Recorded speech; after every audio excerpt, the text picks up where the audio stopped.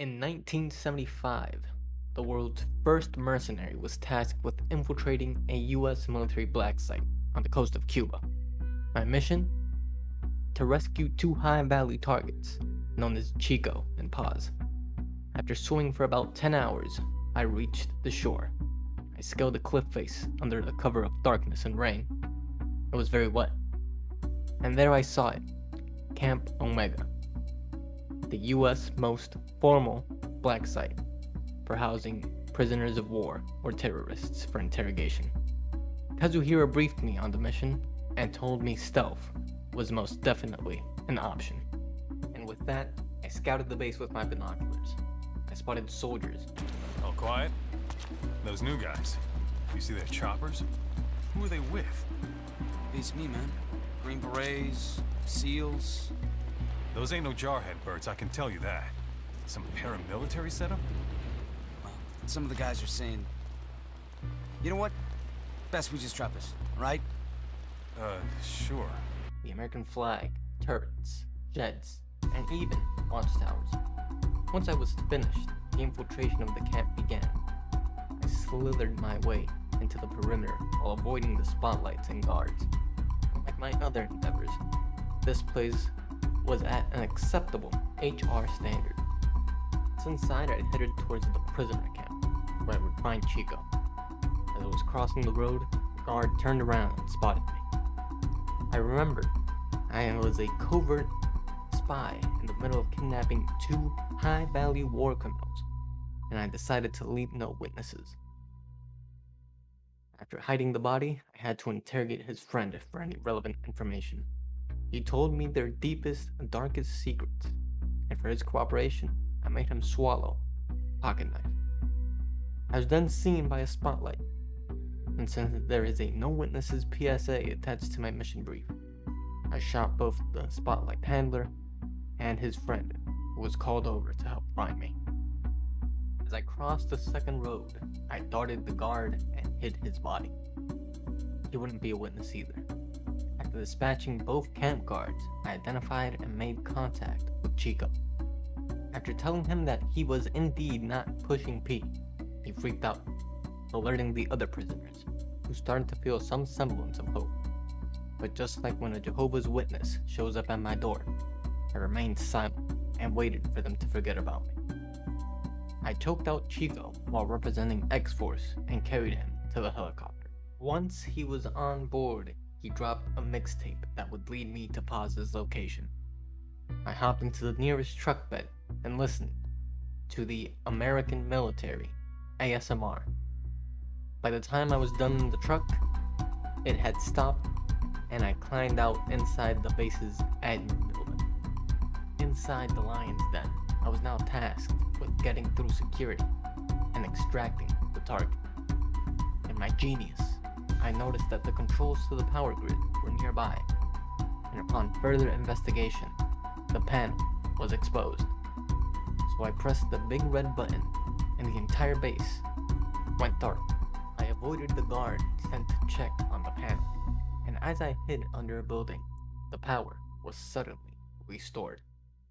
So I went back to press the big red button one final time, and was immediately spotted by a guard as I was carrying the corpse of his dead best friend on my shoulders.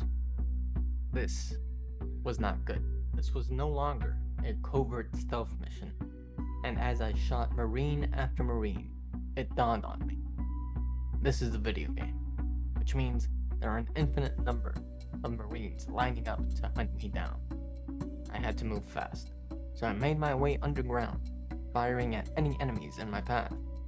After hiding away right next to the super high-value prisoner for all of 2 minutes, the guards called off their pursuit, and I was able to make contact. There she was, the source of my anxiety. And so, I cut her ropes and carried her on my shoulders. But unlike the corpses and child I had carried previously, this was a living and breathing adult. I carried Paz to a corridor, where I was forced to use a grenade, once again alerting the guards.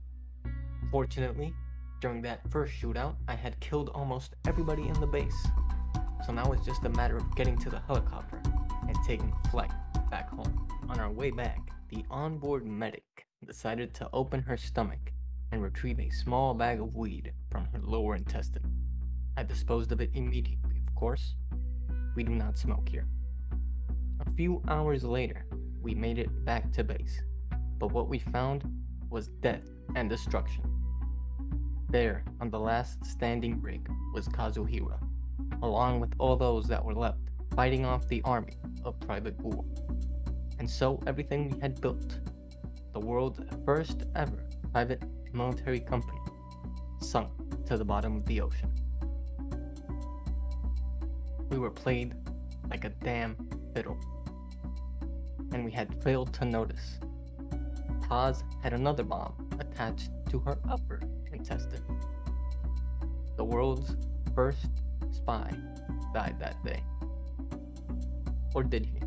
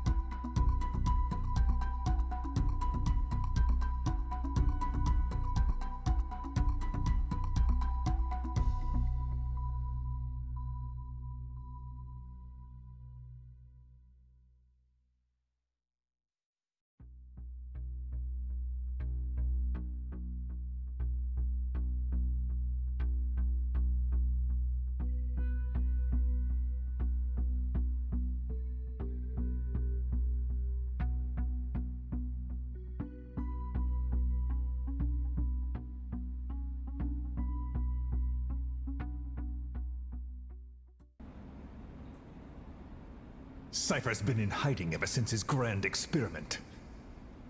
No one's seen him in years. All we hear are orders delivered by proxy.